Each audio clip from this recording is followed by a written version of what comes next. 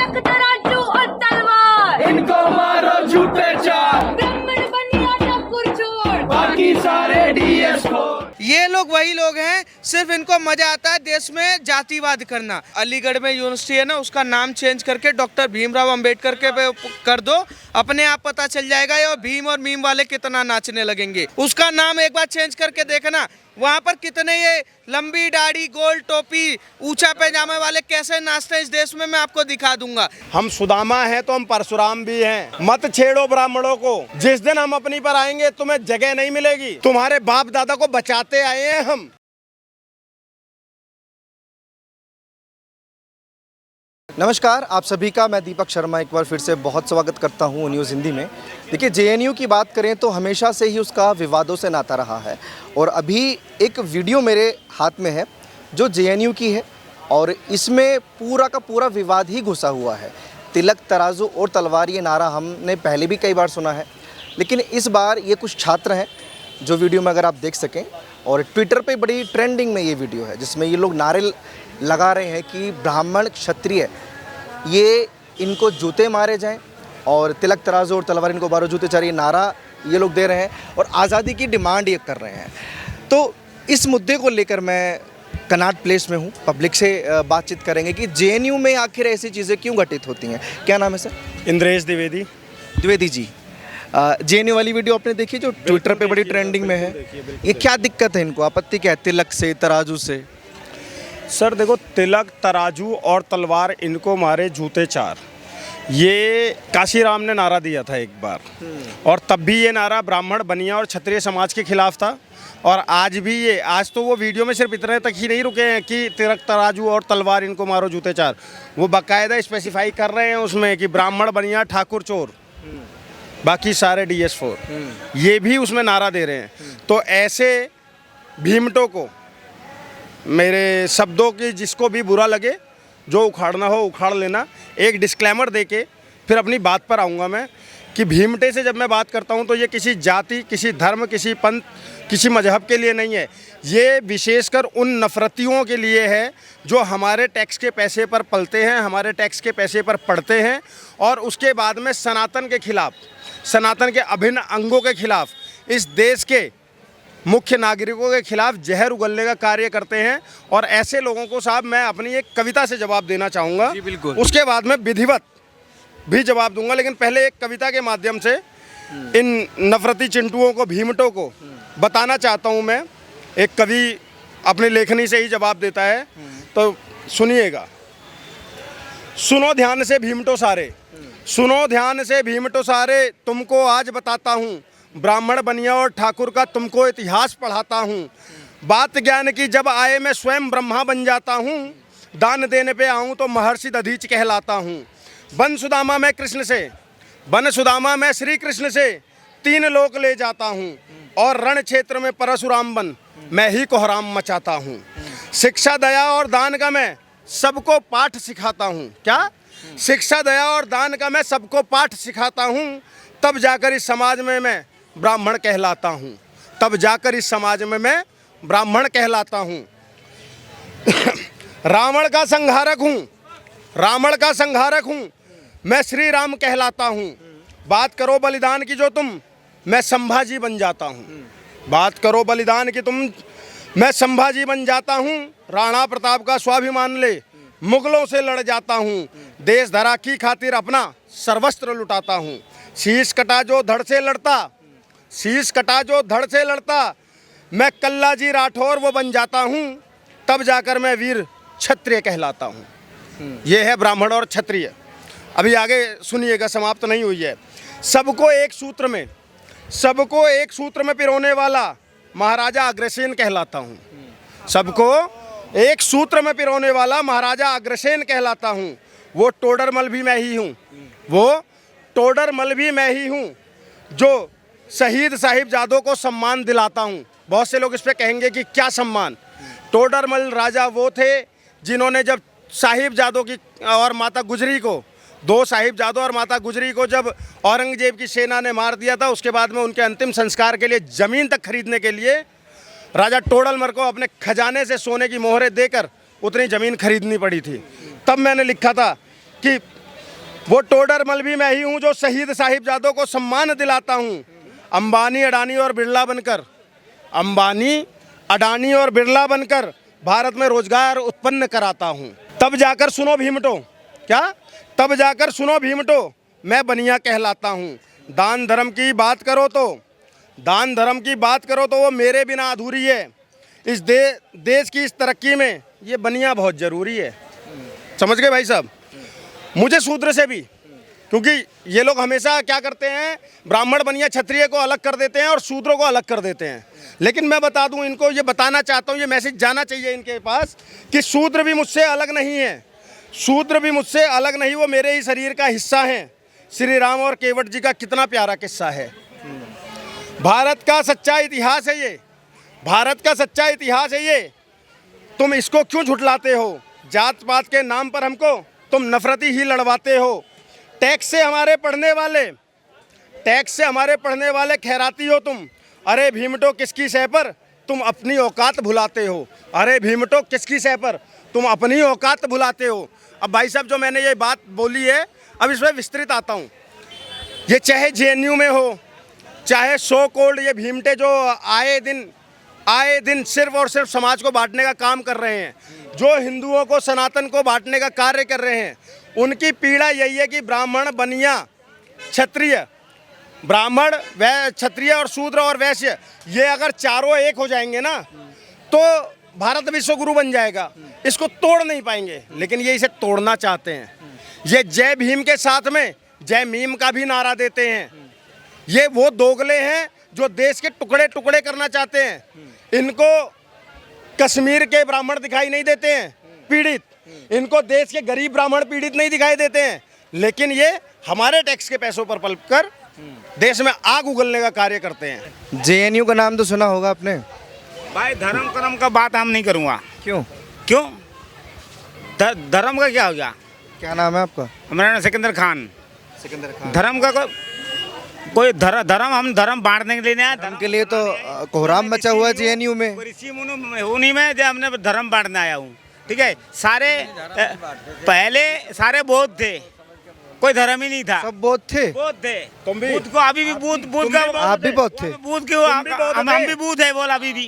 इस्लाम क्यों कबूल कर रखा है? छोड़ दीजिए ना फिर, छोड़ो जात बुद्धिज्म कबूल करिए। सुनो, ये जो जात पात का लेके चल रहा है ना, जात पात का, मैं छत्री हूँ, मैं मुसलमान हूँ, मैं भंगी हूँ, मैं मतलब पिछवाड़ा तो अपने हाथ से ही धोता है कि उसके लिए मशीन है, मशीन में धोता है।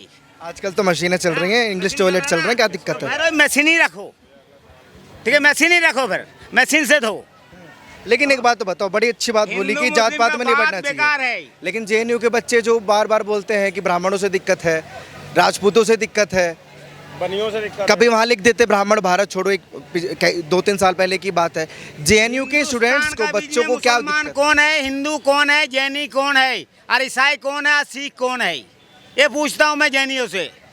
कहाँ से आया खून? तो खून उसका हरी है कि लाल है कि पीला है? कभी आपने अपने आप से पूछा कि आप कहाँ से आए? हम कहाँ से आए? कहाँ से आए? हमको नाम दे दिया सिकंदर खान, हम मुसलमान का पेट में जन्म ले लिया तो मुसलमान बन गए। हिंदू का पेट में जन्म लिया तो हम रह रहे हो तो हिंदुस्तान में ही, तो हिंदू का ही गुना गाएंगे हम। बाकियों का ऐसा हिसाब नहीं है कि जो हिंदू के पेट से जन्म ले रहा तो वो हिंदू है। पाकिस्तान में तो हूँ नहीं मैं, जो वो हमको दावत में खाना ला के खिला रहा, मैं कमा रहा हूँ, खा रहा हूँ। ठीक है, अब हिंदू मुसलमान का बात, होली में हमने होली जम के खेला, रोजा था, रोजा में तो होली जम के खेला, तो हमारा क्या मुसलमान ने क्या उखाड़ लिया मेरी? बहुत बढ़िया। उखाड़ेंगे ये वीडियो तो क्या उखाड़ेंगे? क्या उखाड़ेगा मेरा? हमारा मर्जी की बात है, हम आज़ाद हिंदुस्तान में हूँ, मैं पाकिस्तान में नहीं हूँ। देखो देखो देखो लाल रंग अभी लगा हुआ है। बहुत बढ़िया, गलत नहीं। हराम है ये, हराम काहे का हराम? जो बोलने वाला वो खुद हराम है, बहुत बढ़िया भाई। वो खुद ही हराम कोई है। बात नहीं, होली पे डिस्कस नहीं करते। जेएनयू पे जो मेरा सवाल था, ये वही जेएनयू कि कुछ साल पहले वहाँ लिखा हुआ था कि ब्राह्मण भारत छोड़ो, मतलब ब्राह्मणों से इतनी तकलीफ है कि भारत छोड़ने के लिए मजबूर करते हैं। मैंने बताया तो आपको, ब्राह्मण हो, क्षत्रिय हो, वैश्य हो, शूद्र हो, अगर ये सारे एक हो जाएंगे ना चारों, तो ये भारत की ताकत है, और इस ताकत को ही ये लोग तोड़ना चाहते हैं। इसलिए ये दलितों के भी नहीं है।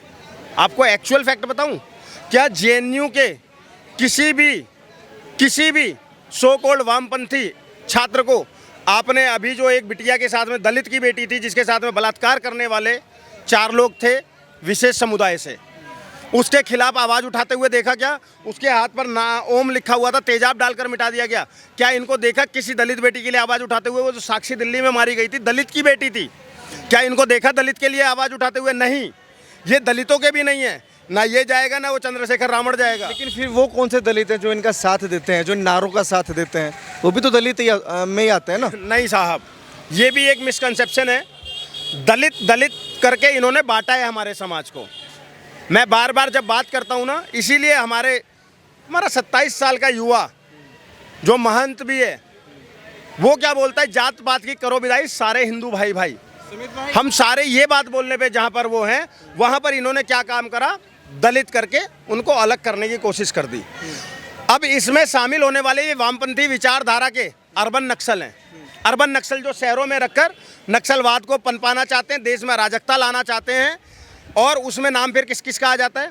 कन्हैया कुमार दलित परिवार में थोड़ी पैदा हुआ है, कन्हैया कुमार दलित परिवार में थोड़ी पैदा हुआ है।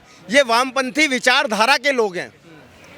ये प्रियांशी आर्या जैसे लोग ब्राह्मणों से बनियों से नफरत तो करते हैं, लेकिन बिना ब्राह्मण बनिया और ठाकुर के देश की कल्पना नहीं है। इस देश के लिए हमने लहू बहाया है। इस देश के लिए आज जितना बनिया टैक्स देता है, जो रोजगार बनिया ने उत्पन्न कर रखा है, जितना टैक्स बनिया दे रहा है, कौन दे रहा है? जवाब दो ना। इस देश का एडमिनिस्ट्रेशन किसके हाथों में है? और ये किसी की मेहरबानी से नहीं है, कोई आरक्षण के दम पर नहीं है। ये सब लोग, ये सब पढ़कर अपनी मेहनत से गए हैं वहाँ। अगर आज एडमिनिस्ट्रेशन में सबसे ज़्यादा ब्राह्मण हैं तो वो अपनी मेहनत के दम पर हैं, वो किसी के भीख में मिले आरक्षण पर नहीं है, अपनी मेहनत से। 2 मिनट रुकेगा, मैं आता हूँ। आपके नाम क्या है सर? सुमित नाम है। जेएनयू में जो वीडियो भी ट्रेंडिंग में वायरल हो रही है वो देखिए आपने कि वहाँ के जो स्टूडेंट्स हैं डपली बजाकर नारेबाजी कर रहे हैं कि ब्राह्मणवाद से दिक्कत है, तिलक तराजू और तलवार इनको मारो जूते चार। देखिए, वो लोग वही लोग हैं जो अपने माँ के नाजायज बच्चे हैं, जिनको सिर्फ देश में एक ही चीज़ दिखता है कि देश तोड़ने वाले इनके अब्बा हैं, औरंगजेब इनके परदादा हैं, बाबर इनके क्या नाम है उसके भी कुनबे के वो हैं। ये लोग वही लोग हैं, सिर्फ इनको मज़ा आता है देश में जातिवाद करना। मुझे एक बात बताइए कि ब्राह्मणों पे ये चर्चा करने जा रहे हैं, वही ब्राह्मण है जिसने कहीं ना कहीं देश की आज़ादी की लड़ाई का सबसे पहला बिगुल फूंका था मंगल पांडे ने।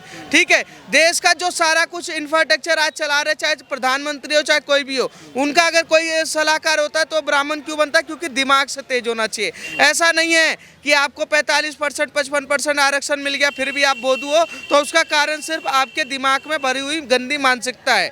ठीक है, वो मानसिकता ऐसी है कि जो आपको सिखाता है कि किसी के उपकार से पलना होता है, पर ब्राह्मण किसी के उपकार से नहीं पलता, दूसरों पे उपकार करता है। तो ये लोग जो चर्चा कर रहे हैं ना, वहाँ पर तिलक तराजू जूते मारो चार, तो मैं उनसे एक भी बात कहना चाहता हूँ कि औरंगजेब की औलाद इतना ही सोच सकती है, क्योंकि तिलक और तराजू को ना इनके औरंगजेब छू पाए थे, ना इनके बाबर छू पाए थे, ना अब्बा छू पाए थे इनके। तो आज भी तिलक तराजू स्वस्थ है और कल भी स्वस्थ रहेगा। ये सिर्फ अपने आप को बचाएं, जब तक अभी हमारा शांति हमें गुस्सा ना दिलवाएं। कि एक दिन गुस्सा आ गया तो ये टपली के साथ इनका भी बजाना चालू हो जाएगा।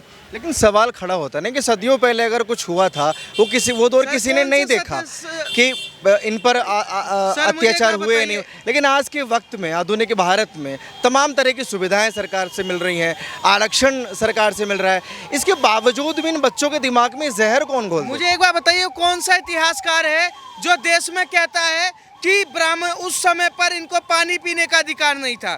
उस समय पे कुआं कौन खोदता था? आप बताइए, कौन खोदता था? वही समाज जिसको ये कह रहे पानी नहीं पीने का अधिकार था। जो हमारे लिए खोद सकता है कुआं, तो क्या वो अपने लिए नहीं खोद सकता था? अरे मैं कह रहा हूँ उनके पास जमीन नहीं होगा, 70 घर मिलके खोद लेते एक जमीन बनाकर। ये सब बनावटी कहानियां हैं जिसको इस देश में सिर्फ तोड़ने का काम कर रहे हैं। पाकिस्तान में चले जाइए, जब पाकिस्तान का बंटवारा हुआ तो एक व्यक्ति था, क्या नाम था उसका, एक व्यक्ति था जिन्ना के साथ दलित का सबसे बड़ा अंबेडकर से बड़ा नेता था, मंडल जिसको कहते थे। वो पाकिस्तान गया कि हम भीम और मीम की बहुत बड़ी मिसाल पेश करेंगे। क्या हुआ भाई साहब? वहाँ से मारकर भगाया।